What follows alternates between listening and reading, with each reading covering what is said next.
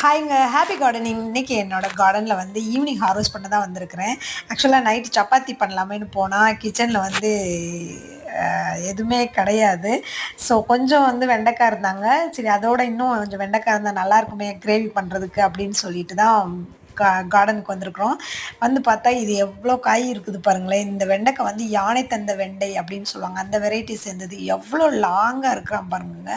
இந்த நாட்டுக்காய் நம்ம நாட்டுக்காயை விட இந்த காய் இதில் வந்து காய் நிறையவே தர்றான். ஸோ கிரவுண்ட் கார்டனில் இருக்கிறதுக்கும் க்ரோ பேக்கில் இருக்கிறதுக்கும் அதோட ஹைட்டு எவ்வளோ டிஃப்ரென்ஸ் இருக்குது பாருங்கள். பட் ஆனால் காய் எல்லாமே ஒன்றா தான் தர்றான். பட் ஆனால் சூப்பர் டேஸ்ட்டுங்க இந்த காய். அவ்வளோ டேஸ்ட்டாக இருக்கிறான். ஸோ இந்த க்ரோ பேக்கில் இருக்கிறது என்னென்னா ரொம்ப ஷார்ட்டாக இருந்தாலும் கிரவுண்ட் கார்டனில் எவ்வளோக்கு வைக்கிறோம் எவ்வளோ காய் தரானோ அதே அளவுக்கு தான் காய் தரான்.